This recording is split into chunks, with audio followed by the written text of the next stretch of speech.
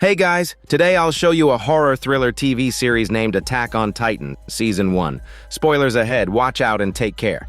The drama begins at Wall Maria, the outermost line of defense for humanity. It protects the last remnants of mankind from the man-eating Titans. However, after 100 years of peace, the new generations born within the walls have forgotten what Titans even look like. Then one day, a colossal Titan covered in exposed muscle appears over the top of the wall. Soon after, an armored Titan breaches the gate and the slaughter inside the city begins. A young boy, Eren, wakes up from a nightmare, but when he opens his eyes, the world around him is still peaceful. A girl, Mikasa, is by his side. Mikasa's parents were killed and she was adopted by Eren's family. Though not related by blood, they are as close as siblings. On their way home after gathering firewood, Eren spots a soldier named Hannes. The military forces protecting humanity's cities are divided into 3 branches: the Scout Regiment, which ventures into the outside world, the Military Police Brigade, which protects the king, and the Garrison Regiment, which defends the walls. Hannes belongs to the garrison. For nearly a century, thanks to the 50-meter-high walls, Titans have not invaded. The soldiers' vigilance has waned considerably. Here they are, drinking on duty. Seeing the tipsy soldiers, Eren is frustrated by their complacency. Living like this may be peaceful, but spending a lifetime cowering behind walls is no different from being livestock in a cage. A bell rings, signaling the return of the Scout Regiment from their expedition. As an idealistic teenager who has always yearned for the world outside the walls, Eren's greatest dream is to join the Scouts. But from the weary expressions on the soldiers' faces, it's clear this mission did not go well. Losing an arm or a leg was considered lucky. Countless others died outside. In one case, all they could bring back to a family was a single severed arm. An elderly mother clutches the limb and wails, stunning the soldier who delivered it into silence. All their sacrifices have yielded no valuable information. This time, once again, they returned with nothing. After the Scouts have passed, the crowd mocks them as useless freeloaders. Eren can't stand to hear it, but Mikasa quickly pulls him away. She knows Eren wants to join the Scouts, but seeing what happened today, she knows it's a near certain death sentence. She doesn't want Eren to throw his life away, but unable to convince him, she tells his parents about his plans. Eren's father knows how dangerous the outside world is and forbids his son from going on a suicide mission. But as a doctor, he also knows that a child's curiosity cannot be suppressed. He takes out a key and tells Eren that when he returns from his house call, he will show him the secret basement. As everyone knows, foreshadowing like this rarely ends well. Just after his father leaves, Eren gets into another argument with his mother and storms outside. He runs right into his friend Armin, who is being bullied. Armin is timid by nature, but like Eren, he yearns to see the outside world. This makes them both outcasts. Luckily, Eren is there to help him. Or rather, it's lucky that Mikasa, with her incredible strength, shows up and scares the bullies away. There's a reason people picked on Armin. The peace within the walls has lasted for a century, and to prevent people from rashly venturing outside and attracting Titans, the government has declared any discussion of the outside world taboo. Eren feels this is nothing but cowardly avoidance, and Armin agrees. After all, just because the wall has stood for 100 years doesn't mean it can't be broken. It was as if Armin's words were a prophecy. The moment he finishes speaking, a bolt of lightning strikes from the sky. A giant hand grips the top of the wall, and the face of a Titan is revealed. Unlike the mindless, common Titans, this one is not only colossal in size but also emits scorching steam, its skin seemingly melted away. With a single kick, it shatters the main gate. A massive hole is blasted through the wall that has protected humanity for a century. Numerous Titans begin pouring through the opening. Eren remembers his mother is still at home and runs against the tide of fleeing people. Mikasa follows without hesitation, but Armin stays behind, frozen by fear. The city has become a living hell. By the time Eren reaches his house, the once cozy home has collapsed, and his mother is trapped beneath the rubble. He desperately tries to lift the wreckage to save her, but it's hopeless. She urges the 2 children to run for their lives, but Eren refuses to listen. As a Titan approaches, the soldier Hannes steps in to block its path. But the moment he locks eyes with the creature, a harsh reality sets in. He stands no chance. Hannes sheathes his blades, turns, scoops up the 2 children, and runs. Eren struggles and screams in a chicken voice, but it's no use. He can only watch in horror as his mother is lifted into the Titan's grasp and devoured whole, including her smelly parts. On that day, the century of peace humanity had known was shattered forever. 100 years ago, the Titans suddenly appeared. With their overwhelming strength, they quickly devoured human territory until humanity was on the brink of extinction. The survivors were forced to build 3 great walls, Maria, Rose, and Sina, and have lived within them in peace for nearly a century. But that day has finally come. Countless terrifying titans invade the city, grabbing hiding citizens and swallowing them whole. A preacher takes the opportunity to spread his doctrine, claiming this is God's will and humanity is atoning for its sins. Unfortunately for him, God does not seem to exist, as he is devoured by a titan in the next second. Elsewhere, Eren has been successfully rescued by Hannes, but he isn't grateful. Hannes, angered, yells that the reason Eren couldn't save his mother was because he was too weak, because they were all too weak. The man's tears finally snap Eren back to his senses. Just as Hannes said, all he can do now is flee for his life. Their home, the Shiganshina district, is a buffer zone, a salient built on the outermost edge of the wall to act as bait for titans and reduce defense costs. That's why the titans attacked here first. Now that the buffer zone has fallen, the residents can only escape by boat to the inner city. Luggage is thrown overboard to make room for more people, but even so, many are left behind. Meanwhile, a titan is heading toward the gate. To protect the evacuees, the soldiers give the order to set sail and man the cannons. But after years without practice, their aim is terrible. As the Titan gets closer and the inner gate is about to close, Hannes thinks of the people still left behind and wants to buy them more time. His comrade urges him to think of the bigger picture. If the inner gate is also breached, the entire territory within Wall Maria will be lost. As they argue, an even more terrifying presence appears before them. This is the armored Titan, its entire body covered in hardened plates.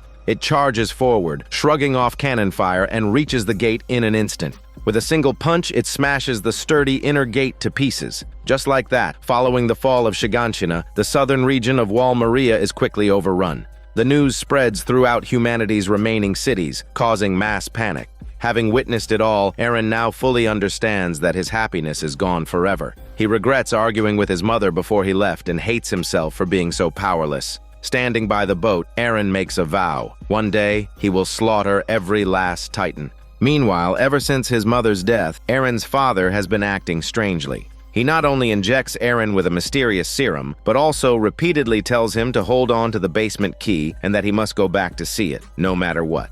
Normally, such a bizarre experience would be unforgettable, but strangely, a year passes, and Eren never sees his father again, dismissing the memory as just a bad dream. By now, they have safely entered the inner city. Like the other refugees, they survive on government handouts. But with limited food supplies, every bit the refugees eat means less for the locals. 2 local soldiers even remark that it would have been better if the refugees had been eaten by titans from the start. Eren can't tolerate such words and lunges at them, wanting to go back to Wall Maria and fight the titans himself. Seeing Eren lose control, Mikasa punches him to bring him back to reality, then shoves a piece of bread into his mouth. Going back now would be suicide. The most important thing is to survive.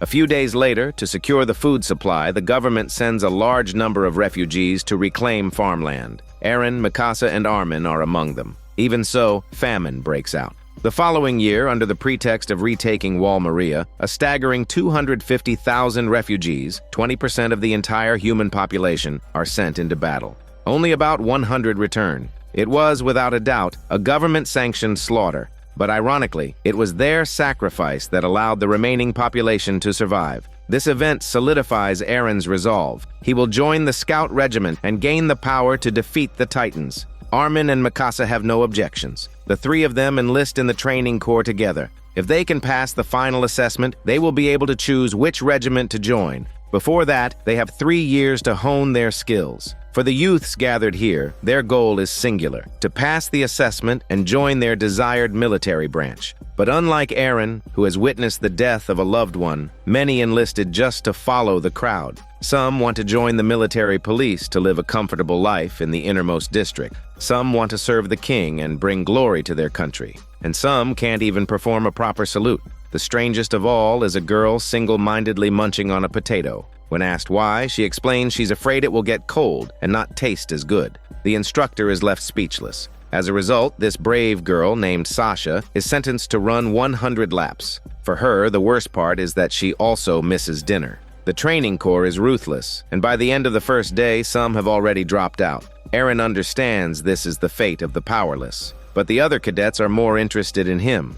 Hearing he's from Shiganshina, they crowd around him, asking how big the Titans are, what they look like, and how the armored Titan is different. Eren patiently answers their questions, but it also brings back the memory of his mother being eaten. He falls silent for a moment, then declares with renewed vigor that the Titans are nothing to be afraid of. He proclaims that once he joins the Scouts, he will drive them all out.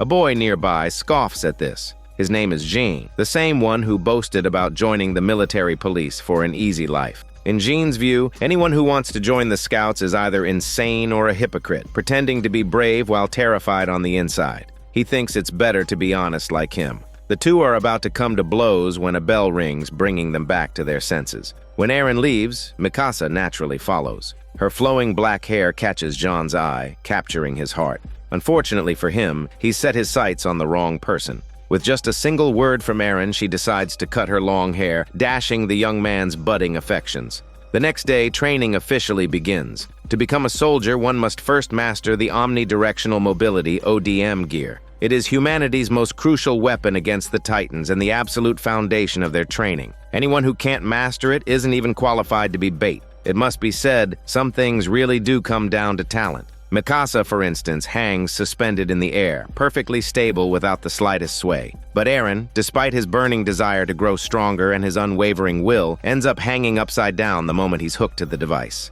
After training, Mikasa stays behind to help Eren practice more, but the results are disappointing. Not only does he make no progress, but he also crashes headfirst into the ground, earning a large bandage on his forehead. To pass the upcoming final aptitude test, Eren goes around asking his classmates for tips on how to maintain balance. However, they either mock him or show complete indifference. Thankfully, when he knocks on the last dorm room door, Reiner offers to help. Unlike many of the other trainees, their hometown was also lost to the Titans, just like Shiganshina. The group heads to a hilltop with lanterns and works from dusk till dawn, starting with the basics of adjusting the gear. The next day, under the watchful eyes of everyone, Eren's final test begins. As the ropes slowly lift him, Eren struggles to keep his balance. His hard work pays off. This time, he successfully stands upright. But his celebration is short-lived. A second later, he topples over again. Facing the instructor, Eren waits in despair for the final verdict. Instead, the instructor orders someone to swap out his belt. It turns out Eren had been failing because of faulty equipment. The fact that he could maintain balance even for a moment with a broken metal clasp proves his aptitude is far beyond ordinary. He will continue his training here, striving to become a qualified soldier. Since joining the training corps, Eren and the others have trained relentlessly, marching with heavy loads even in pouring rain. On horseback nearby, their instructor silently evaluates them. 2 years have passed, and he has a firm grasp of his recruit's abilities. Reiner possesses a strong physique and unyielding spirit, earning the trust of his comrades. Armin is physically weak but has an exceptional mind for theory and strategy. Annie's skill with blades is flawless, but her solitary nature makes her a poor team player. Jean is a natural with the ODM gear but has an impulsive personality that leads to friction. Sasha has unusually sharp instincts, but this makes her unsuitable for group operations. Mikasa is a rare genius, excelling in every area. And Eren, though mediocre in talent, makes up for it with sheer effort and possesses a sense of purpose 100 times stronger than anyone else's. After field training comes hand-to-hand combat lessons. Aside from a few cadets training seriously, many are slacking off, with Annie being the most conspicuous. Goaded by Reiner, Eren decides to challenge her. He's thrown to the ground in less than a single move. It turns out her arrogance is well earned. After Eren's valiant defeat, it's Reiner's turn. He talks a big game, but he lasts even shorter than Eren. Eren is full of admiration, but Annie is dismissive. She points out that hand-to-hand combat scores don't count towards the final assessment. This means that those aiming to join the military police and live a comfortable life in the interior just go through the motions. Only idiots train so diligently. The irony is that only the top 10 graduates are eligible to join the military police. The most capable soldiers end up farthest from the Titans. The system is absurd. Annie's words deeply affect Eren. He remains stunned long after she walks away. He has been focused on getting stronger, desperate to one day kill all the Titans, yet he never imagined that his comrades were training so hard just to get away from them. This reality is hard for Eren to accept. At dinner, when he hears Jean spouting his safety in the interior theory again, Eren finally snaps. What Eren sees as a ridiculous system, Jean sees as a sound strategy for self-preservation. One pursues ideals, the other accepts reality. After several years, the two are at odds once again. Looking at the shouting Jean, Eren is reminded of his past self, who could only vent his emotions. But now, with a combat move he just learned, he proves to Jean that hard work is never wasted. The commotion in the room attracts an instructor. Since fighting is punishable, Annie quickly blames the noise on Sasha passing gas. For the good of the class, Sasha has to take the fall. After this, the 218 members of the training class undergo another year of training and finally reach graduation. 3 paths lie before them. The garrison regiment, responsible for guarding the walls and protecting the cities. The scout regiment, which challenges the Titans outside the walls and has an extremely high mortality rate. Or the military police brigade, which maintains order and serves the king. Of course, only the top 10 graduates are eligible to join the military police. They have one last night to make their final choice. That evening, everyone celebrates in the dining hall. Although Eren graduated in the top 10, his goal has not changed. The next day, he will join the scout regiment. His comrades are incredulous. In the last major battle, Titans devoured tens of thousands of soldiers. Joining the scouts now is tantamount to suicide. Their attempts to dissuade him fail and only make Eren angrier. He argues that if everyone backs down, the intelligence and tactics that hundreds of thousands of their predecessors died to obtain will all be for nothing. He asks if cowering behind the walls and waiting to die is the future they want. With that, Eren storms out. Mikasa and Armin quickly follow. Unlike the others, they understand how unshakable Eren's conviction is. As his best friend and closest family, they choose without hesitation to walk this path with him. The next day, the scout regiment departs on a mission. Just like when they were children, Eren, Mikasa, and Armin are in the crowd, seeing their heroes off. In the past few years, Commander Erwin has remained, but the scouts have recruited more talented members like Captain Levi, whose combat prowess is said to equal that of an entire brigade. Their presence fills the public with hope, and Hannes, whom they haven't seen in years, is now a captain in the Corps of Engineers. Everyone is maturing, and the future seems to be heading in a positive direction. But will things really go as they hope? Just as everyone is talking and laughing and Eren is filled with anticipation for humanity's first counterattack, a flash of lightning appears. The colossal Titan, the bringer of his nightmares, has once again appeared behind them. The sturdy city wall is kicked open. Staring at the familiar scene, Eren is reminded of the day his mother died. This time, he will have his revenge. Shaking off the memory, Eren reacts quickly. After ordering his squad mates to prepare the cannons, he fires his ODM gear and launches himself directly at the Titan. A great battle is about to begin. 5 years have passed, and the colossal Titan has reappeared. But this time, Eren is no longer a helpless child. He moves swiftly, swinging around to the Titan's back. Observing its movements, Eren realizes it isn't just mindlessly rampaging, it's systematically destroying the cannons. This means the Titan in front of him possesses intelligence. The revelation is unexpected, but there's no time to dwell on it. Eren dodges the Titan's massive hand, seizes an opportunity, and speeds toward the nape of its neck. He aims for the weak spot and swings his blades down hard. However, just as he is about to land the blow, the Titan in front of him vanishes into thin air, just like 5 years ago. It appeared suddenly and disappeared just as suddenly, and no one knows why. Eren is furious, but the wall has been breached. The most important thing now is to report back to headquarters. Meanwhile, Titans are already swarming in. Residents flee in panic, evacuating under the soldiers' command. Unlike the chaos of 5 years ago, the soldiers are much more seasoned now. On command, countless cannonballs are fired, halting the first wave of invading Titans. The soldiers on the wall follow up, engaging the Titans in battle. Although Eren and the others have just graduated, in this crisis, they too must fight like veterans. A couple in love shares a final farewell. Armin, always timid, is trembling with fear. With humanity's current technology, they can't repair the wall quickly. If Trost falls, it's only a matter of time before Wall Rose is also breached. He feels utterly hopeless, believing humanity can never defeat the Titans. Fortunately, Eren's unwavering resolve helps Armin calm down.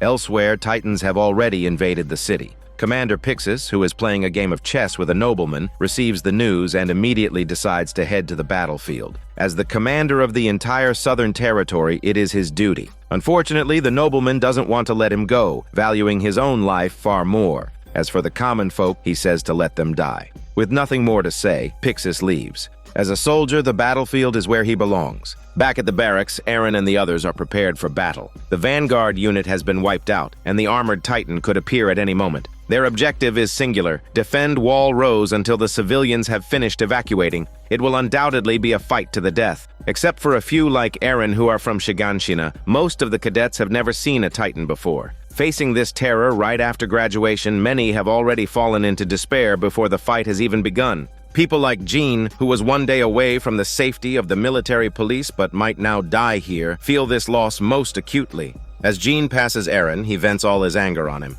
But what can anger change? Eren understands his feelings, but he points out that they've endured 3 years of training. If they can just survive today, they can join the regiments they desire. This reasoning helps Jean regain his composure. He stops arguing and leaves with his squad.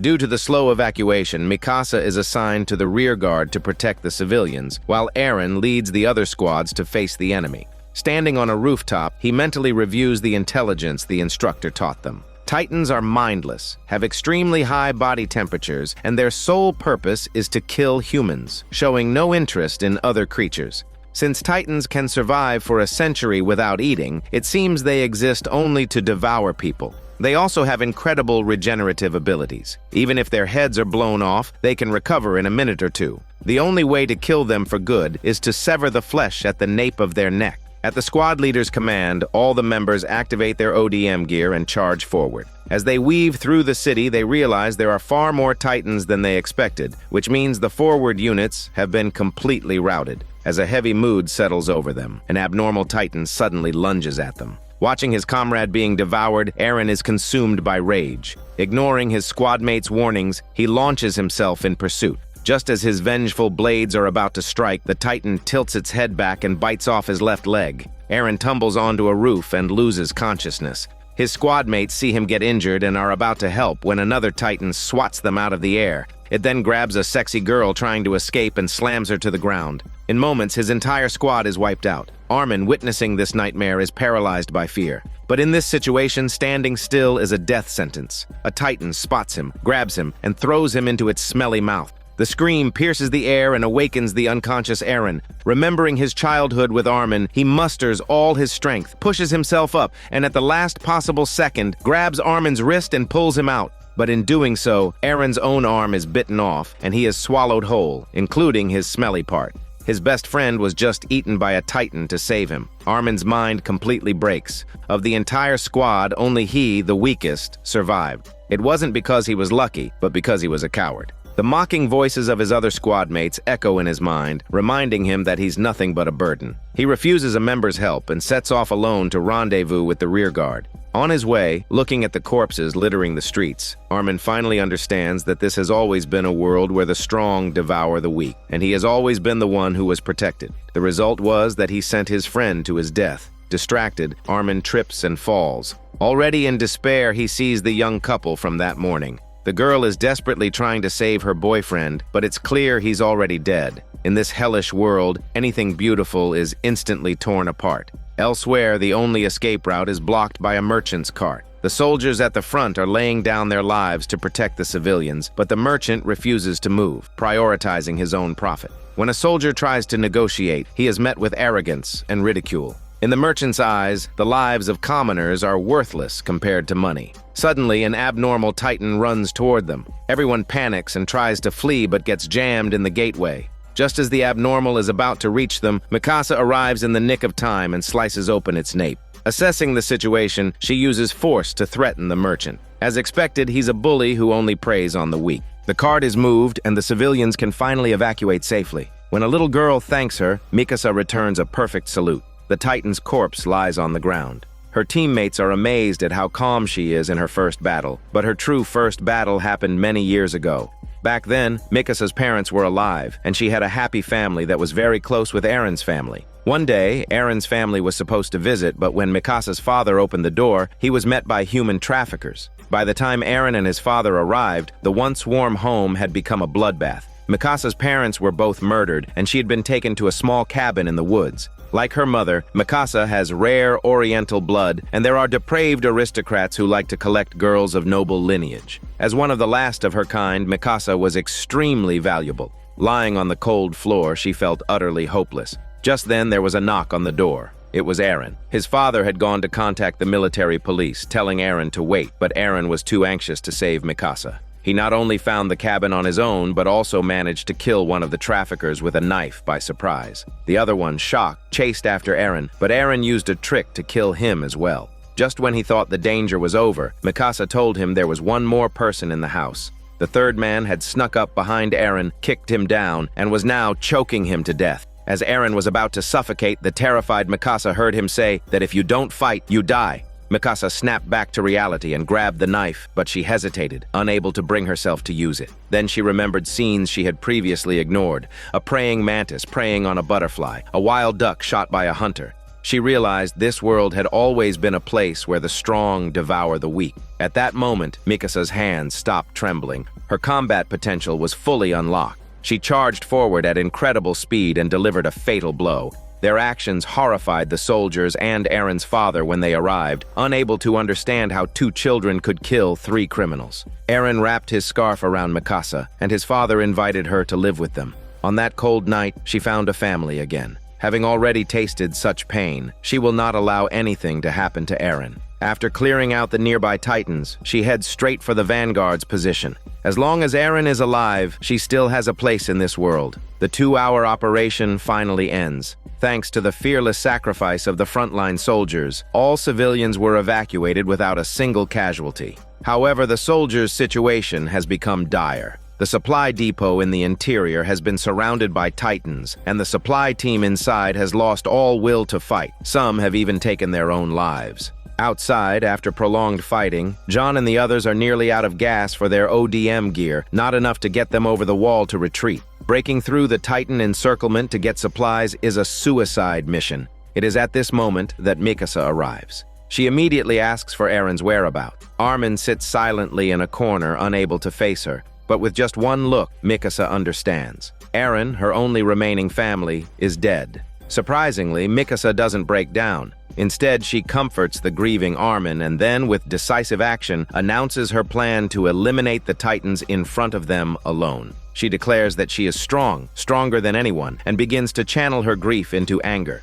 She tells them their combat skills are lacking and that they are cowards, so they should just stay there and watch. As it appears to others, this confidence quickly inspires her comrades. With nothing left to lose, they decide to risk it all for a slim chance of survival. Mikasa leads the charge, her blades a blur as she cuts down a Titan with lightning speed. She moves incredibly fast, but this also means she's consuming gas at a higher rate. Armin worries that she will soon run out and fall. It's as if his words are cursed. Mikasa runs out of gas and plummets onto a roof. Staring at her broken blades, the sadness she's been holding back finally surfaces. Her only family is gone. She no longer has a place in this world. As a Titan approaches, Mikasa resigns herself to her fate, waiting for death. However, in that split second between life and death, her body's instincts take over. She swings her blade, then dodges an attack in one fluid motion. Mikasa herself is surprised. She wanted to die, so why is her body still fighting? Despite her thoughts, as two Titans close in on her from both sides, an unknown force compels her to move. If she dies, she will lose even the memories she has left. With this realization, the latent power of her bloodline is unleashed. Just as she is about to charge the Titan, a massive foot suddenly slams the ground, sending her flying like a Barbie toy. Then, a long-haired Titan appears from behind and throws a punch at the common Titan. A Titan that doesn't kill humans, but instead attacks its own kind. It's an unbelievable sight. This long-haired Titan seems to have a vendetta against its own species. After killing one, it doesn't stop, moving on to the next. By now, Armin has arrived and regrouped with Mikasa. The three of them are so stunned they forget to run. They notice that the long-haired Titan not only knows its enemy's weak points, but also possesses human-like martial arts skills. Even its roar of fury carries human emotion. The appearance of the long-haired Titan is beyond anything they could have expected, but the most pressing matter is to regroup with their comrades. As they prepare to move, Armin looks at the roaring Titan and has an idea. Since this Titan specifically attacks its own kind, why not lure it to the supply depot to deal with the other Titans? The proposal is risky, but if it works, everyone could be saved. Mikasa and her companion hesitate for a moment, then decide to take the gamble. According to the plan, they will help the long-haired Titan clear out the surrounding Titans and guide it toward the supply depot. Meanwhile, the main group of soldiers has found an opening. As the Titans converge elsewhere, Jean gives the order for a full-speed push. They weave between the Titans, where a single misstep means death. Fortunately, their sacrifice is not in vain. Although there are casualties, most of the squad successfully reaches the supply depot. Seeing the logistics staff cowering under tables, Jean is furious. It was their cowardice that led to so many senseless deaths. As they argue, a Titan smashes through the wall and peeks inside. The high concentration of people has attracted all the nearby Titans. Panic ensues as everyone screams and tries to escape, but with Titans outside, where can they go? Jean feels a sense of hopelessness, but in the next second, a giant fist appears and sends two Titans flying. The one who saved them is the long-haired Titan. Armin and Mikasa have also arrived. Their plan was a success. Seeing so many of its own kind nearby, the long-haired Titan goes on a rampage, killing them one by one. Its combat power is immense, so they don't have to worry about the Titans outside for now. They just need to be careful of the smaller ones that have gotten inside. The soldiers inside find rifles left by the military police. Though weak, they're better than nothing. To get supplies, they need to reach the storeroom below, which is occupied by 7 Titans. Armin devises a plan. They will lower a large group of soldiers on the elevator. When the Titans approach, they will shoot out their eyes. In the moment the Titans are blinded, an elite team will swoop in from above and deliver the killing blow. The plan is intricate, and any mistake would be fatal. They must succeed on the first try. As the elevator descends, everyone's heart is in their throat.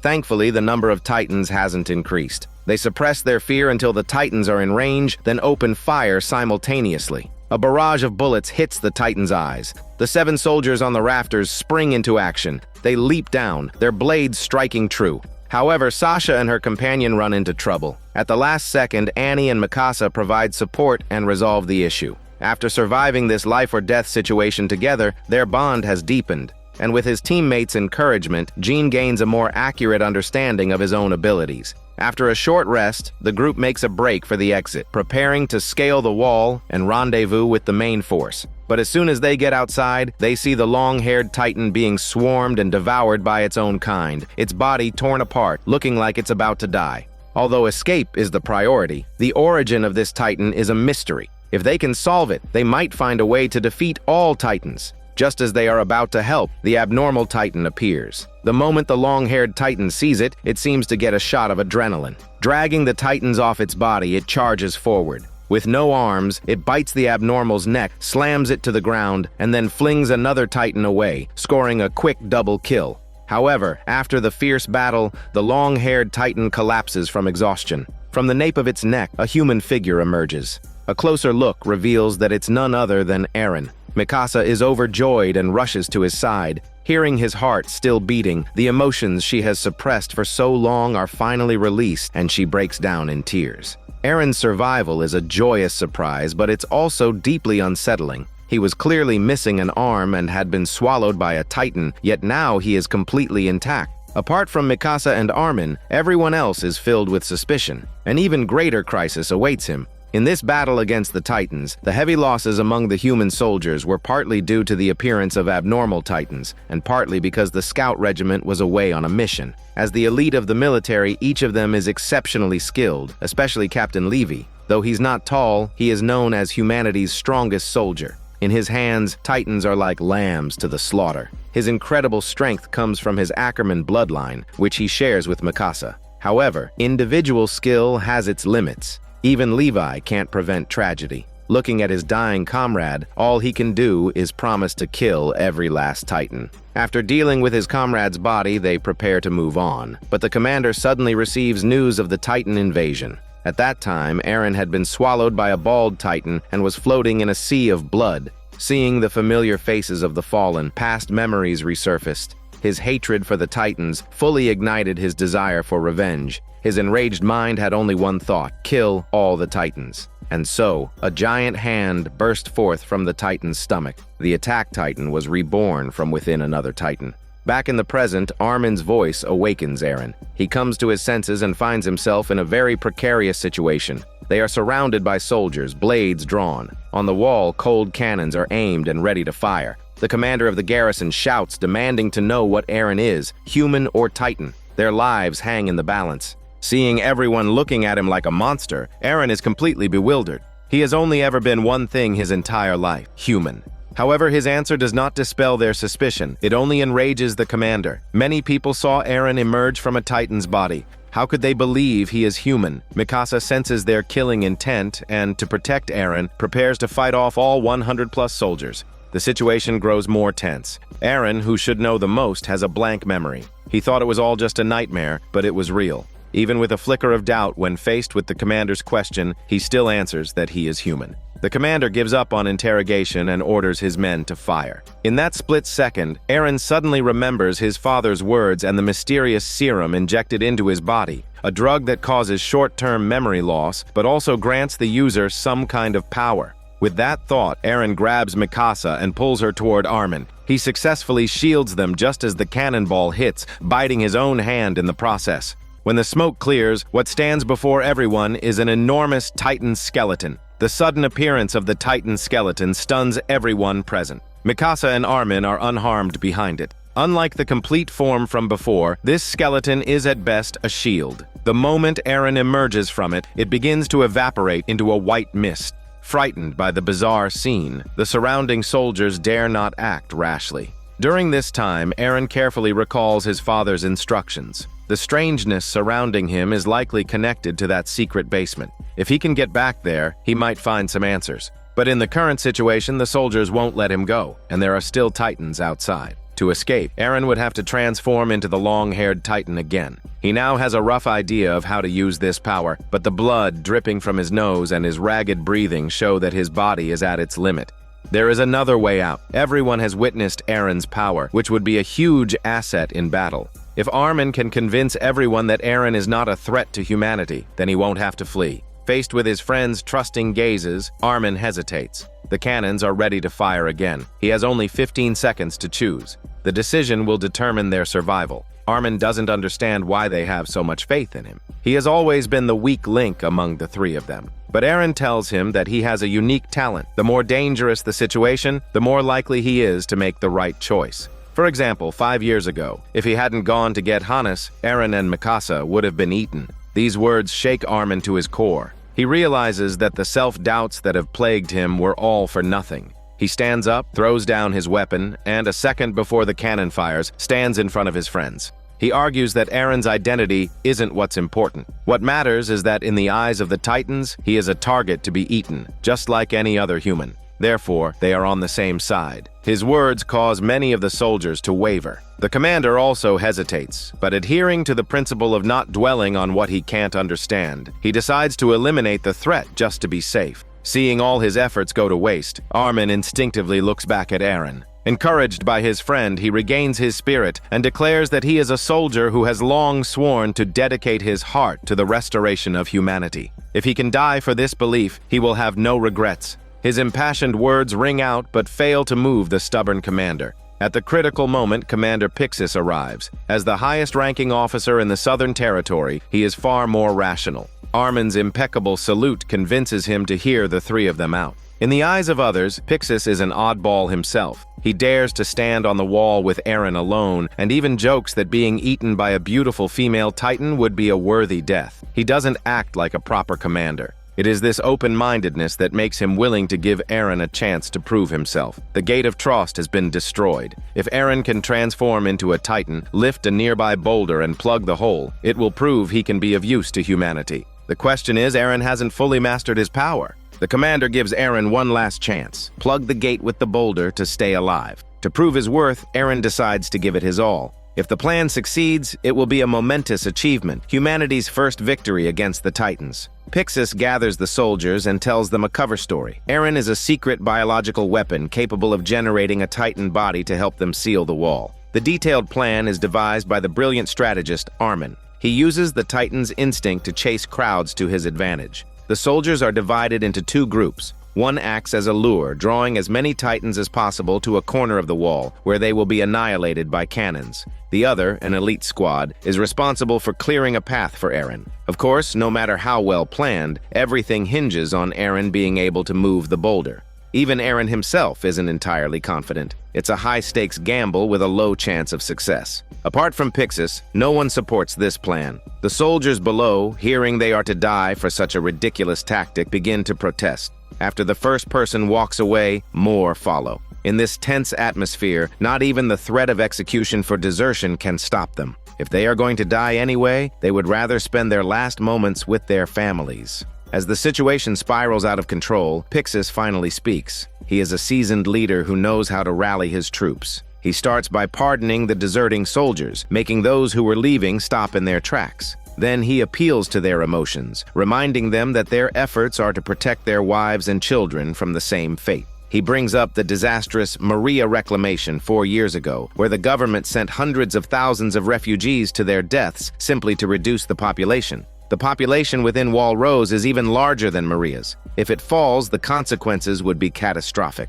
The territory within Wall Sina can't even support half the remaining population. In that scenario, everyone would turn on each other and die. As soldiers, he declares they should die on the battlefield, not cowering in fear. His speech reignites the soldiers' fighting spirit and makes Eren understand the weight of his responsibility.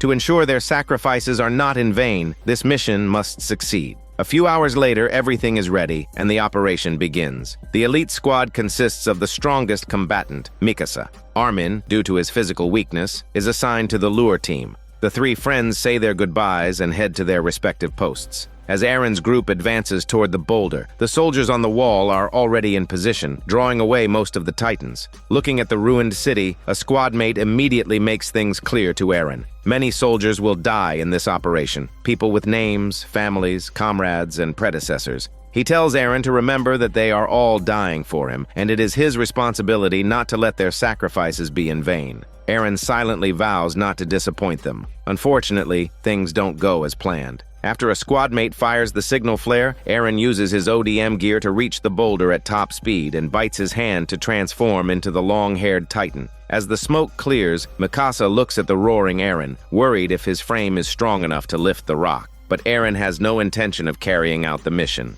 He turns around and punches Mikasa. She is sent flying. As soon as she gets up, another punch comes her way. Eren is now attacking indiscriminately. Mikasa rushes over, trying to snap him out of it, but it's useless. A huge fist comes straight for her face. Because Mikasa dodges, he ends up punching himself in the head, dazing himself before sitting down and losing consciousness. The elite squad on the roof is baffled. They never expected this. The mission is almost certainly a failure. As Titans close in, a squad mate decisively fires a red flare, signaling that the operation has failed. To minimize casualties, someone suggests abandoning Eren. However, seeing the fierce look in Mikasa's eyes, the squad leader reconsiders.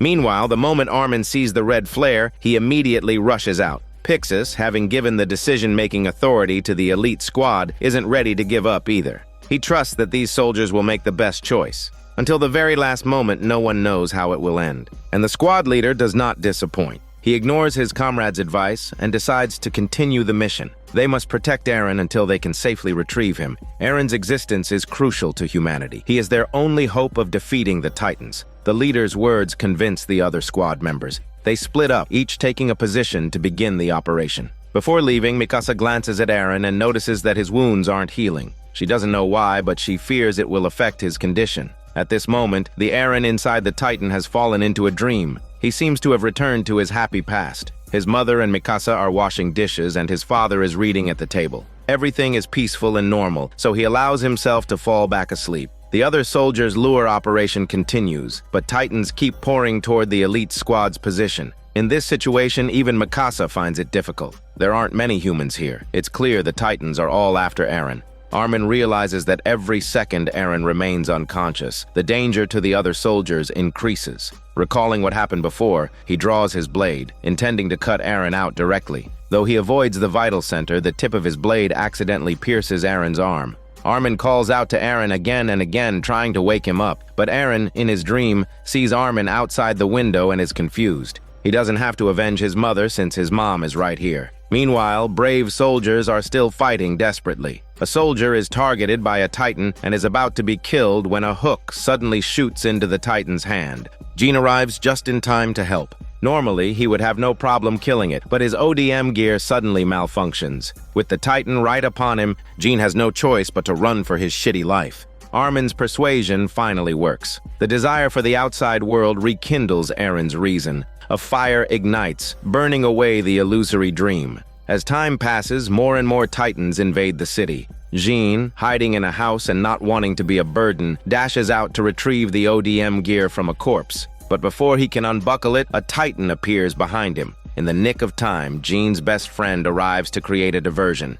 Gene seizes the opportunity to grab the gear and is about to flee when he runs into another Titan. With no escape, he is about to be eaten when Annie appears out of nowhere, altering the Titan's trajectory just enough for Gene to escape. He safely returns to the wall and regroups with his comrades. Just then, the heavy thud of footsteps echoes nearby. They turn to see the long-haired Titan, carrying the giant boulder on his shoulders, walking toward them. Steam billows from its body and the ground shakes with every step. Aaron has finally regained consciousness. It seems the mission can still succeed. Everyone is ecstatic. Now they just need to cover him until he reaches the gate, and humanity will reclaim its lost territory. This will be a victory worthy of the history books. Instantly, all the soldiers are filled with fighting spirit. They will protect Aaron with their lives. However, the Titans are now also drawn to Aaron, ignoring the soldiers around them. To lure them away, the soldiers have to abandon the safety of the high walls and descend to the ground to approach the Titans. In doing so, they lose their combat advantage, making it a suicide mission. The exhausted Aaron watches the soldiers around him die for his sake and remembers Armin's question. Why do you want to go to the outside world? Perhaps it's because he wants to reclaim the freedom that all humans are born with. Whether it's lava or glaciers, only those who can see these things are truly free. No matter how cruel the world is, no matter how powerful the enemy, only by fighting can anything be won. The Titans in their path are dealt with one by one. Treading a path paved with the flesh and blood of soldiers, Aaron finally reaches the gate. The moment he plugs the hole, everyone falls silent. Their sacrifices were not in vain. A yellow flare shoots into the sky, signaling victory to everyone. Today, for the first time, humanity has defeated the Titans. An immensely proud Pixis immediately sends reinforcements. Aaron is now unconscious. Armin manages to pull him out, only to find that his body is fused with the Titan. Seeing the danger, he decisively cuts Aaron's limbs free. Just then, two Titans close in from behind. Mikasa wants to help but is too far away. At the critical moment, Captain Levy makes his grand entrance. With a stunning series of slashes, he scores an instant double kill. Aaron barely opens his eyes to see the man standing against the setting sun, the wings of freedom of the Scout Regiment emblazoned on his billowing cloak. With the combined efforts of the Scout Regiment and the garrison, Wall Rose is secured. The Titans within the outer district are eliminated by cannon fire within a day. The soldiers even managed to capture 2 live Titans for experimentation. Of course, humanity also suffered heavy losses. In this war, the number of dead and missing reached 207, with 897 wounded. To prevent the spread of disease, the bodies need to be recovered quickly. Among them, Gene finds his best friend. Like most of the soldiers here, he died silently in some unknown corner. Being left with an intact corpse was the greatest fortune. Many more were devoured by Titans, only to become regurgitated masses of flesh. Meanwhile, although Aaron helped humanity achieve victory, he still hasn't earned everyone's trust. He is locked in a dungeon, temporarily under the custody of the military police. Even Commander Irwin and Captain Levy need permission to see him. They already know that the basement of Aaron's home holds the key to the mystery of the Titans. But to get to the basement, they first need to retake the Shiganshina district and all of Wall Maria. In the current situation, this is only possible with Aaron's Titan power, so they need Aaron to declare his allegiance. Thinking of his mother, who was devoured by a Titan, Aaron answers without hesitation. He wants to join the Scout Regiment and kill every last Titan. The captain doesn't trust this anomaly, Aaron, but he decides to make an exception and allow him to join. If Aaron steps out of line, he will cut him down before it happens. As humanity's strongest soldier, Levi is fully confident he can do it. Although it's not what he imagined, Aaron has achieved his dream in a way. While Aaron is still shackled in the dungeon, news of him has spread like wildfire. Some fear he has ulterior motives and will conspire with the Titans from within. Others believe humanity's victory is at hand and see Aaron as a savior. The public is divided, and the government's high-ranking officials have their own agendas. Pixis, as the commander of the garrison, wants to protect Aaron but must remain neutral. The military police, on the other hand, have zero trust in this unstable factor. Thus, Aaron's fate will depend on the power struggle between the Scout Regiment and the military police. A few days later, the tribunal begins. All major factions are present. Commander-in-Chief Zackley, who oversees all 3 military branches, holds the ultimate authority. His judgment is based on one criterion. Is Aaron harmful to humanity? Armin and Mikasa are also present as witnesses. Aaron looks around, his heart filled with anxiety. The military police representative speaks first. They propose to dissect Aaron and, after gathering enough intelligence, execute him on the spot. Next, it's the Scout Regiment's turn. Erwin states that they will accept Aaron as an official member and use his power to retake Wall Maria. Since the Gate of Trost has been sealed, they will set out from the eastern gate. Upon hearing this, the Merchant Guild representatives are displeased. They argue that for safety, all gates should be sealed. But this viewpoint clashes with the beliefs of the Church of the Walls. They believe the walls are a gift from God and forbid any modifications, viewing even the installation of weapons as blasphemy. The hall erupts in a cacophony of arguments until the commander-in-chief slams his hand on the table, bringing the hearing back to order. When Aaron transformed, he lost control and attacked Mikasa. Although Mikasa tries to cover for him, it's an undeniable fact. The military police came prepared, having even dug up the incident where the 2 killed kidnappers at the age of 9. This deepens everyone's suspicion. People even begin to suspect they are Titans disguised as humans. Seeing Mikasa implicated, Aaron can't stay silent any longer. He shouts that they are all cowards and asks how they can defeat the Titans if they're so afraid. In his rage, his chains rattle loudly. The guards are startled and raise their rifles. At this critical moment, Captain Levy steps forward and delivers a swift kick. It's a powerful blow, and a tooth flies out of Aaron's mouth. He follows it up with a brutal beating, each blow more vicious than the last. The crowd is stunned, afraid that Aaron will transform and retaliate. But Levi proves with his actions that no matter how strong Aaron is, he is no match for him.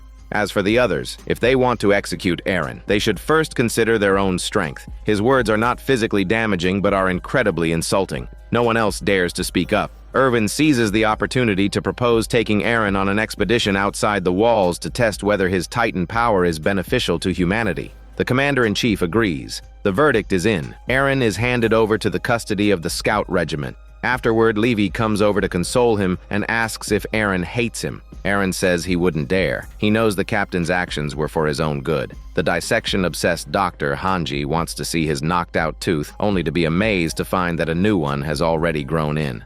After Levi's dramatic performance, Aaron escapes death and is placed in the care of the Scout Regiment. A few days later, Aaron follows the squad to the Scout Regiment's headquarters. It's a remote, abandoned castle, perfect for keeping an eye on him. Along the way, a soldier casually lists the squad's stats. In short, they are all elites. If Aaron loses control, he'll be dead for sure. However, right now, the most important task for these elites is cleaning. Under the orders of the obsessive clean freak, Levi, everyone works all day until the entire headquarters is spotless. Since Aaron's appearance, his existence has brought new hope to humanity. Although he hasn't figured out the secrets of his own power, some are even more curious than he is, especially the research maniac, Dr. Hanji. She is responsible for studying the 2 captured Titans and hopes Aaron can assist her. Faced with her senior's request, Aaron can't refuse and even actively asks about the Titan experiments. At this, the other squad members quickly retreat, leaving only the uninitiated Aaron standing there. Hanji, thrilled to find someone interested in her experiments, immediately begins her presentation. She talks about trying to communicate with the Titans to test their consciousness and her recent light deprivation experiments. As night falls, Titans become less active, and she wants to confirm if they draw energy from sunlight. Her research shows that there are individual differences among Titans. One became sluggish after just an hour without sunlight, but the other was a total night owl. The reason for Hanji's obsession with Titans is that a few years ago, when she kicked off a Titan's head, she was shocked by how light its body was. Logically, a creature of that size shouldn't be able to walk on 2 legs. She suspects there is a hidden secret. And so, under Hanji's detailed explanation, the 2 talk from dusk till dawn.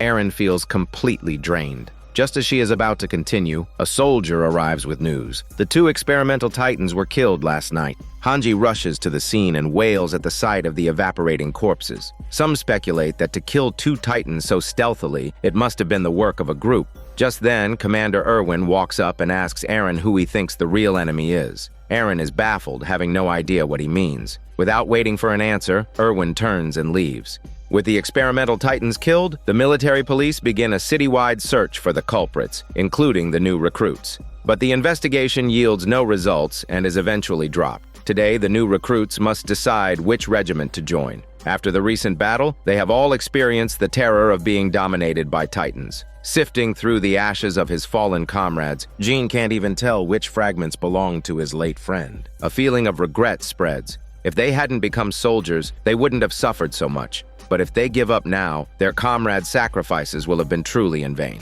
That evening, the Scout Regiment's recruitment ceremony begins. Commander Irwin takes the stage and bluntly states the dangers of joining. In the past 4 years of expeditions, over 60% of their members have died. In the upcoming expedition, about 30% of the new recruits will likely perish. Of course, those who survive will become elite soldiers. With the pros and cons laid bare, the choice is theirs. Hearing this, many turn and leave. In the end, very few are willing to sacrifice their lives. When the crowd disperses, only a handful remain. Besides Armin and Mikasa, who had already made up their minds, there are also the conflicted but determined faces of Gene and others. From this moment on, they are officially members of the Scout Regiment. The next day, Mikasa and the others report to headquarters and begin learning the long-range scouting formation. This formation is centered around Eren, with the goal of escorting him to the Shiganshina district. The new recruits are placed between the cart guard and the scouting support teams, responsible for relaying information. After a brief period of training, the time for the expedition arrives. They ride their horses through the streets. At this moment, Eren is finally living his childhood dream of seeing the world outside. As the gate rises, Commander Irwin leads the charge, beginning humanity's 57th expedition beyond the walls. The first part of the journey is through an old, ruined town, where a support team helps clear the way. After that, they will enter the wilderness, Titan territory, where the long-range scouting formation truly comes into play. To maximize their field of vision, the squad spreads out at equal distances. If the outer scouting team spot a Titan, they fire a red smoke signal. The signal is relayed by soldiers until Commander Irwin confirms the Titan's position and fires a green smoke signal, determining the entire formation's direction of travel to avoid direct contact. But sometimes, obstacles can delay detection, as Sasha unfortunately discovers when she runs into an abnormal Titan. She's so scared she drops her weapon. Thankfully, her squad leader is there to help, using skilled maneuvers to make the Titan crash headfirst into a tree at high speed. However, one problem is solved only for another to arise. A black smoke signal streaks across the sky to Armin's right, meaning an abnormal has broken through their lines. Normal Titans can be avoided, but abnormals are unpredictable and likely to cause harm, so they must be eliminated. After they manage to deal with it, another figure appears behind them, a female Titan. She is incredibly fast and is upon them in an instant. The squad leader tries the same trick as before, but she turns it against them, crushing one soldier in her hand and then swinging another to his death. She then turns her attention to Armin. Armin realizes with dread that this Titan has intelligence. Like the armored Titan and Eren, it's a human in a Titan's skin. Under the female Titan's assault, the right flank of the formation is wiped out, attracting a large wave of other Titans. Just as Armin thinks he's next, she leans down, lifts his hood, and after confirming his identity, simply leaves. Armin is left in shock, thinking she is specifically looking for Eren. Just then, Reiner rides up. His assessment of the female Titan is rather crude, saying she is the one with the nice and not smelly butt. Soon, Gene also arrives. The smoke signals can't accurately convey the threat level of the female Titan. If she reaches the center, the entire formation will collapse. To stop her, the three of them decide to overcome their fear and attack. Armin comes up with a clever idea. Since she's looking for someone, if they keep their hoods up, she'll be hesitant to attack recklessly. After a long run, the female Titan's speed has noticeably decreased. Gene leaps up, trying to attack her ankle, but she easily deflects it and swings at him. Gene's face is exposed. She then swats Armin, horse and all, out of the air. The female Titan's movements are methodical. She not only dodges attacks, but also knows how to protect her weak spot. Gene can't find an opening. Just as he's about to be killed, Armin shouts a warning. As she is distracted, Reiner launches a surprise attack, but he is caught in her hand. However, as one of the show's rare lechers, he's not going down that easily. A moment later, his blades slice through her palm and Reiner escapes. He lands, grabs Armin, and runs. They have bought the formation enough time. If they don't flee now, they will die. And as expected, the female Titan doesn't pursue them, continuing on toward Eren. Reiner and the others escape the female Titan, only to face a new problem. Armin's horse is dead, and Gene's horse can't carry them all. With only one horse left, they are faced with the painful decision of who to leave behind. Just then, Armin has a flash of insight and fires an emergency signal. Luckily, a squad member appears with a horse. Coincidentally, Jean's spooked horse had run right to her. They continue onward, expecting to receive orders to retreat. But instead, a line of green smoke signals rises. The commander has only changed their direction. He clearly intends to continue the mission. Though confused, they have no choice but to obey. Not far away, a scouting team is trying to intercept the female Titan. Unlike Armin's group, these are seasoned veterans of the scout regiment, and their coordination is flawless. They plan to attack from 3 directions simultaneously while she's distracted, aiming for a single decisive strike. However, the female Titan's agility is far beyond their imagination. She leaps into the air, dodging the attack from below, and then stomps 2 of the soldiers to death in an instant.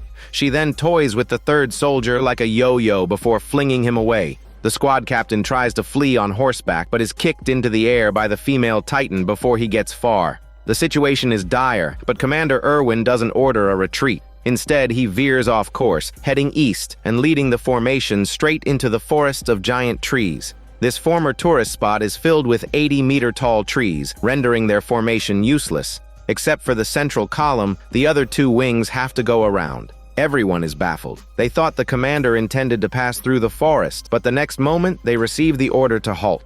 Jean and the others, perched in the trees, almost think the commander has gone mad. In this situation, they should be escaping, not staying here to be surrounded by Titans. They aren't the only ones confused. Aaron, who has also entered the forest, feels the same. When he asks, Captain Levy simply tells him to use his brain. This is the perfect environment for ODM gear. Aaron initially thinks he's just too inexperienced to understand the situation, but when he looks around, he sees that everyone else looks just as anxious. It's clear that no one knows what's going on. Elsewhere, Armin has a dawning suspicion. Considering the geography, he suspects the commander has a plan for the female Titan. But before he can think further, sounds from below draw his attention. Titans have completely surrounded them. Fortunately, their only mission is to stop the Titans from entering the forest. They don't need to engage them. Meanwhile, the female Titan has broken through the perimeter and entered the forest, killing any soldier who gets in her way. The central column gallops on, trying to create distance, but she is too fast. In this terrain, there's no way to evade her. Someone loudly suggests they switch to combat formation, but Levi remains silent. As the female Titan closes in, reinforcements arrive, buying them time at the cost of their own lives. Unwilling to watch their comrades die, the squad members demand to fight. Against a Titan of this caliber, only they stand a chance. An impulsive member even draws his blades, but Levi simply tells them to cover their ears and then fires a sound grenade. The deafening blast makes everyone flinch. When it's over, nothing has changed. Levi has not given the order to attack. Their mission is to protect Aaron. For now, they just need to keep moving forward. The squad members silently obey, but Aaron cannot stand by, watching the reinforcements being swatted down by the female Titan behind them. He doesn't understand why the captain gave such an order, but it doesn't matter. Even without his comrades, he can fight alone, just like when he transformed to protect Mikasa. Aaron is about to bite his hand when he is stopped. He promised to only use his Titan power in a life-or-death situation. Aaron hesitates, but Levi, from the front, tells him to trust his own judgment. Even the great Captain Levi can't always make the 100% correct choice. Whether he chooses to trust his teammates or himself, no one can predict the outcome. At that moment, Aaron remembers his early days at the Scout headquarters. Unsure how to control his Titan power, Dr. Hanji decided to run an experiment. To prevent him from going berserk, they even prepared a deep, dry well to trap him. But no matter how many times Aaron bit his hand, he couldn't transform. The result was unexpected. If he couldn't become a Titan, then the plan to retake Wall Maria was just empty talk. As he dejectedly picked up a spoon, a sharp pain shot through his wrist, and the spoon fell. As he instinctively bent to pick it up, there was an explosion. When the smoke cleared, a terrifying Titan skeleton stood before them. By the time Aaron came to his senses, his once friendly teammates had drawn their weapons. Transforming without permission made them deeply suspicious. Even with Levi standing in front of him, they demanded an explanation. Fortunately, Hanji's arrival broke the tension. Aaron finally had a chance to pull his arm free from the slowly evaporating skeleton. Hanji was disappointed by the loss of her specimen, but then she noticed something: a spoon clutched in the Titan's hand. This discovery proved that Aaron's transformation required not just self-harm, but a clear purpose. It also proved that he hadn't deliberately disobeyed orders. Realizing their mistake, his teammates each bit their own hands as a way of apologizing. Snapping out of his memory, Aaron looks at the bite mark on the squad mate's hand and finally makes his decision. This time, he will trust his teammates, just as they have trusted him.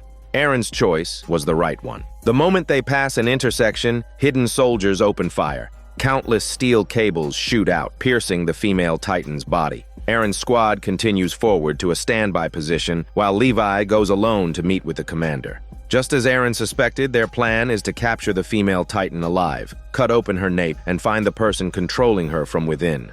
The mysterious female Titan is finally caught. To prevent her from breaking free, Erwin orders 2 more volleys of restraints fired. The thunderous noise reaches the other soldiers, and Jean and the others begin to suspect the truth. This entire expedition was a ruse to lure and capture a specific Titan. Aaron was clearly kept in the dark. Even Levi's trusted subordinates were not privy to the plan. But this was understandable. The murder of the experimental Titans proved there was a spy in the scout regiment. To be safe, Commander Erwin had to choose people he could absolutely trust. It seems only the soldiers who survived the first great battle 5 years ago were qualified to know the true objective. Aaron now also remembers the commander's question. Who do you think the real enemy is? If this operation succeeds, humanity can get one step closer to the truth of the world. But the cost was immense. Sacrificing 100 comrades for the future of humanity sounds cruel, but that was Commander Erwin's choice. After all, you can't gain anything without sacrifice. Meanwhile, the female Titan is completely bound by steel cables, specially designed to tighten the more she struggles. Levi and his comrade leap up, intending to cut out the human inside. But the moment their blades touch the back of her hand, the female Titan suddenly hardens her skin, just like the armored Titan. Not only did they fail to injure her, but they also broke 2 pairs of blades. Seeing this, Erwin decisively orders them to prepare explosives to blow off her wrists.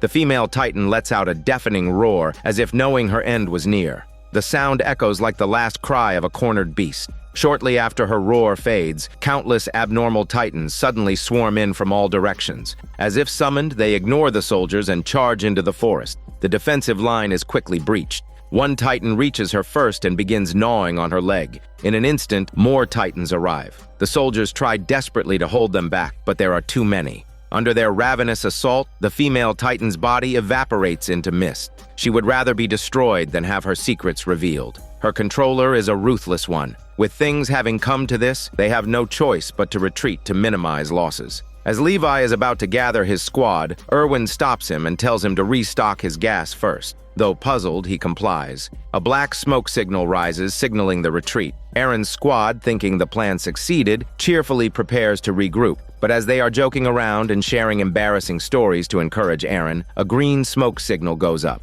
They assume it's the captain's signal to assemble, but when they reach the location, they see a mysterious figure in a scout uniform, its face hidden by a hood, darting out from the woods. Someone senses something is wrong, but before he can speak, the figure rushes forward and slashes his neck. In an instant, his comrade is dead. Although the female Titan's body was destroyed, it doesn't mean the person inside perished. If she reverted to human form and was already equipped with ODM gear, she could have blended in with the squad. Unlike Aaron, who is still learning to control his power, this person is clearly experienced and might even transform again. Armin's theory matches the commander's. During the last attack, the Titans suddenly stopped their assault after breaching the Trost gate, and they did nothing when Aaron plugged the hole. It's likely not that they didn't want to act, but that Aaron's transformation was an unexpected development. Things are unfolding exactly as they predicted. The enemy transforms again and charges at them in Titan form. Aaron prepares to bite his hand to fight back, but is once again stopped by his teammates. Faced with their expectant gazes, Aaron chooses to trust them again, leaving his back to them. And it must be said, the skills of the companions are truly formidable. They work in concert, with one drawing her attention while the other 2 launch a surprise attack, blinding her. A Titan's eyes take at least a minute to heal, and that minute is their chance for revenge. The 3 of them strike simultaneously, their blades a flurry of motion. Soon, both of her arms are disabled, exposing her vulnerable nape. From a distance, Aaron watches his teammates' brilliant performance and finally relaxes. But just as he is about to speed away, Levi's words echo in his mind. No one knows how it will end. A bad feeling creeps over him. He sees the female Titan, leaning against a tree, suddenly open one eye and bite down on a member's body. The sudden turn of events stuns everyone. The squad mate retreats rapidly, and in her grief, she realizes the female Titan had prioritized healing one eye.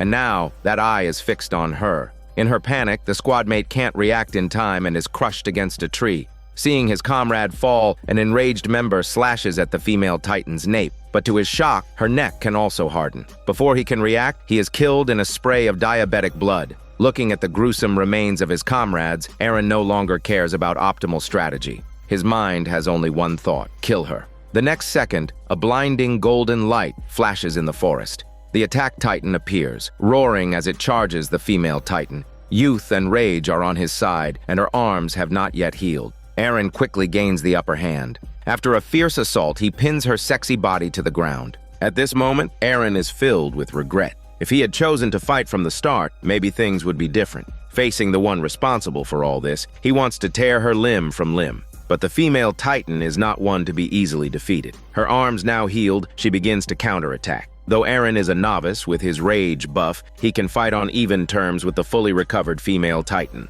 The long battle exhausts Eren. As he leans against a tree to catch his breath, the female Titan knows her chance has come. The moment she turns, Eren knows something is wrong, but before he can react, she decapitates him with a single kick. Facing her gaping mouth, Eren is helpless. By the time Mikasa arrives, she sees Eren being swallowed alive. Mikasa goes berserk, her combat power now equivalent to an entire brigade. But with the female Titan's incredible hardening ability, even someone as strong as Mikasa is fighting a losing battle. Just as she is about to charge again, Levi appears and stops her. The female Titan's speed has slowed significantly. All they need to do now is wait for the right moment. The mysterious female Titan is running deeper into the forest. Mikasa and Levi maintain a safe distance, pursuing her from behind. Clinging to the hope that Eren might still be alive, they begin their plan. Mikasa takes the lead, drawing her attention, while Levi waits for the opportune moment from behind. He strikes, swiftly cutting her arm muscles, then launches himself into the air and plunges his blades into her eyes. He then zips around to her back with incredible speed, a flash of steel slicing from her thigh down to her ankle. The female Titan doesn't even have time to harden her skin before she is completely incapacitated. Under the relentless assault, the arm protecting her nape gradually lowers.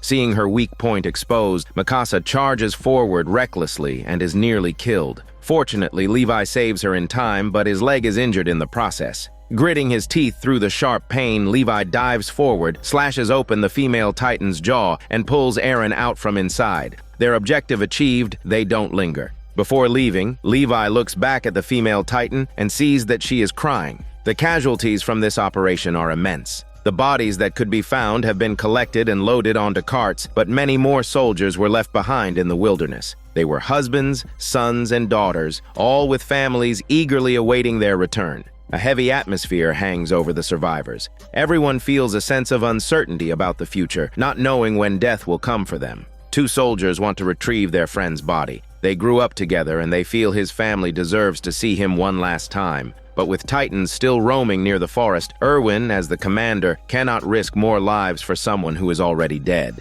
The two soldiers, seeing him as heartless, disobey orders and sneak back into the forest to bring back the body. Their actions attract a large number of abnormal Titans. The number of Titans behind them grows, forcing the column to speed up. But even at full gallop, some are pulled from their horses and become Titan food. The terrain limits the effectiveness of their ODM gear. Seeing another soldier about to be caught, Mikasa can't bear it and swoops in, cutting the Titan's nape. Other soldiers want to join the fight but are stopped by Levi. They can't afford any more losses. To lighten the carts, Levi gives the order to abandon the bodies, even though they were his comrades in arms. Finally, the carts pick up speed, and the group escapes the Titans.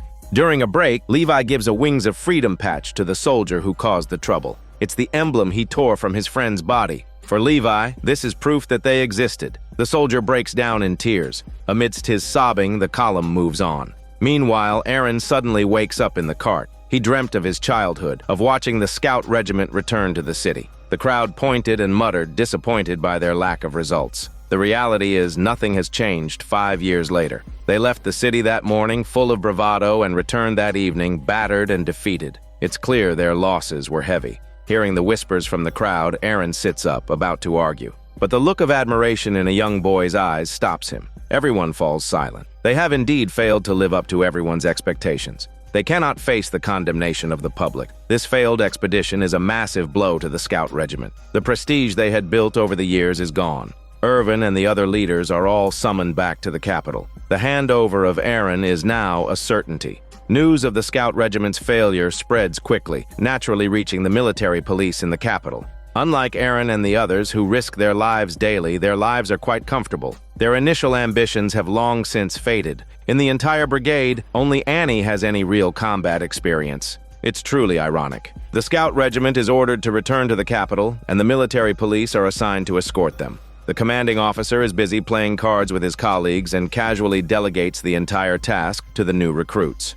Although they joined for an easy life, no one expected the organization to be this corrupt. An idealistic soldier is furious. Unlike the others who are just coasting, he joined with the goal of reforming the military police. He declares that he will climb the ranks and restore discipline. Of course, no one takes him seriously except for Annie. She sees a shadow of Aaron in him. They are both people trying to fight against the current of society. Even if it's a futile effort, Annie respects it. On their way to the mission, they see some senior officers illegally selling military supplies, a capital offense. The soldier bravely steps forward to stop them, but this kind of thing is an open secret in the military police. The two officers are not scared at all and mock him for not knowing his place, giving him a harsh lesson. The enraged soldier considers raising his gun but ultimately gives up. He suddenly realizes that he too will eventually become one of them, swept along by the current. After the escort mission is complete, Annie hears someone call her name. She looks behind a wall and sees Armin in a cloak. He's here to ask for her help in smuggling Aaron out of the city. If Aaron falls into the hands of the military police, his fate will be grim. So they plan to hide him first, then gather evidence to overturn the tribunal's decision. Annie thinks his plan is too naive, but remembering their time as classmates, she eventually agrees. Just before leaving, however, she puts on a ring. With Annie's help, the group passes through the checkpoints and arrives at an underground tunnel. Passing through it will lead them to a path to the outer gate, but just as they are about to enter, Annie suddenly stops. She seems to have realized something and stands frozen at the entrance, insisting they travel above ground, or she won't help. Her words instantly change the atmosphere. Annie understands. The empty streets, her friend's strange behavior. It all points to one thing: she's been found out. Armin had been suspicious of her ever since the experimental Titans were killed. Having organized the equipment with Jean's best friend, he immediately recognized that the ODM gear Annie was using belonged to him. But out of trust for his comrade, he refused to believe it. It wasn't until the female Titan appeared that he finally made up his mind. And this test confirmed his fears. At this point, Annie doesn't bother to pretend anymore. She laughs out loud and is about to bite her finger when Armin fires a signal. Hidden soldiers swarm out and surround her, but even that doesn't stop her from transforming. The failure of the expedition has pushed the Scout Regiment to the brink. A few days ago, Commander Irwin had already tentatively identified the female Titan and planned to use Aaron as bait to lure her into the underground tunnel. If anything went wrong, Aaron would have to subdue her. The plan was perfect, and Aaron had no objections. The one thing he didn't expect was that the suspect would be Annie. The truth is right in front of him. Annie has now transformed into her Titan form. Faced with her outstretched hand, the three of them can only flee deeper into the tunnel, hoping to regroup with their teammates and find a way back to the surface for Aaron to transform. But just as they meet up with their comrades, the female Titan's giant foot comes crashing down from above. They thought Aaron being in the tunnel would make her hesitate, but they miscalculated. With their escape route blocked, it's only a matter of time before they are crushed. At the critical moment, Aaron thinks of the Titan skeleton and prepares to shield Mikasa and Armin just as he did against the cannon. But at this very moment, his transformation fails. Based on past experience, a failed transformation usually means a lack of clear purpose, but that doesn't fit the current situation. Mikasa observes from the side and realizes that Aaron is still hesitating. Despite his determined act, he is still resisting the truth that Annie is the female Titan.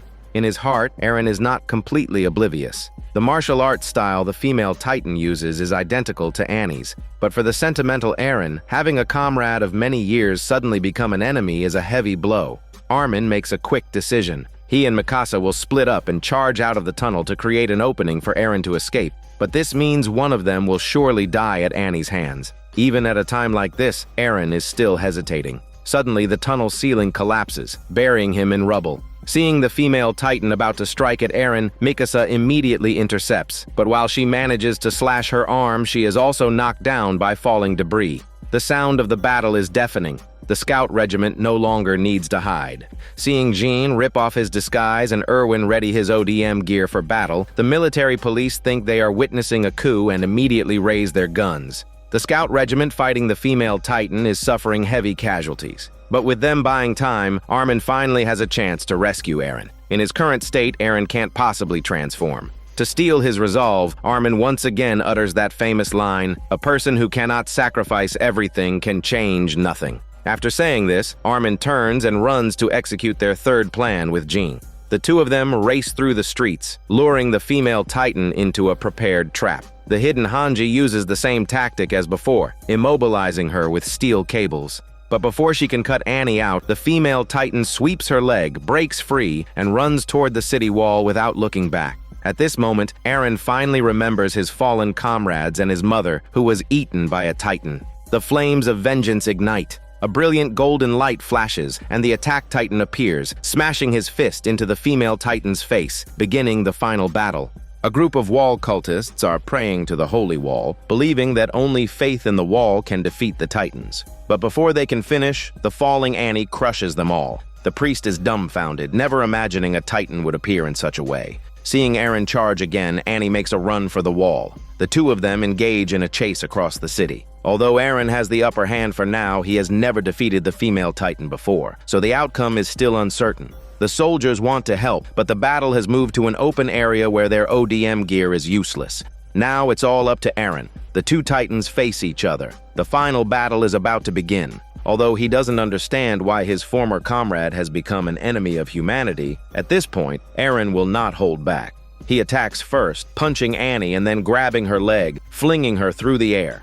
The battle between the Titans is earth-shattering. Despite their efforts to avoid it, immense damage is done to the city, even harming innocent civilians. And all of this is a result of Erwin's plan. A furious military police commander raises his gun, wanting to shoot him on the spot. But Erwin's face is calm. He is willing to die, but he will not let the female Titan escape. He even calmly gives his last instructions. The commander finally realizes that Erwin is truly acting for the good of humanity. After a moment's hesitation, he decides to spare Erwin and leave his judgment to a higher authority. Meanwhile, the fight between Eren and Annie continues. After taking a severe beating, Annie finally unleashes her full power. She hardens her lower body and with one kick shatters Eren's shin. She then pins him to the ground and delivers a flurry of punches until Eren's head is smashed to a pulp and he can no longer move. However, the heavily injured Eren, fueled by hatred, suddenly goes berserk. His body turns black and he is wreathed in flames as he charges forward, tackling Annie like a wild beast. In the struggle, he grabs her face and crushes her eye. Her scream echoes through the city. Annie kicks Eren away, then hardens her fingertips and runs for the wall. It's clear she is trying to escape. Eren lunges, trying to pull her heavy body back, but she sacrifices a leg to kick him down. Just as Annie is about to succeed, Mikasa appears and with two quick slashes severs Annie's fingers. As she falls through the air, Annie vaguely remembers her father's plea at home. It doesn't matter if the whole world is against her, she must come back alive. The next second, Eren delivers a powerful punch, and her neck is snapped in two. A single tear rolls down her cheek. Annie knows it's over. However, just as Eren bites down on her nape, about to devour her, something unexpected happens. Levi swoops in and pulls Eren away. When everything calms down, all that remains are two Titan skeletons and Annie encased in a layer of crystal. The crystal is incredibly hard and cannot be broken by normal means. The scout regiment sacrificed so much to get information about the Titans from Annie. This outcome is a bitter disappointment. Fortunately, after this battle, the scout regiment avoids being disbanded, but they still have to face questioning from their superiors. Erwin handles it with composure. Compared to before, their understanding of the Titans has progressed significantly. The reason for their unauthorized action was the suspicion of other Titan collaborators lurking within the city. As for the damage caused, it is nothing compared to the destruction of the walls and the extinction of humanity. He is confident that if given time, he can draw out all the hidden Titans and lead humanity on a counteroffensive. Soon after, the verdict is delivered. Eren can remain with the scout regiment, and the slumbering Annie is placed under Levi's supervision. An even more dangerous challenge awaits them all in the future, and that's where the first season comes to a close. This is Daniel CC Movie Channel. Stay safe and enjoy your day.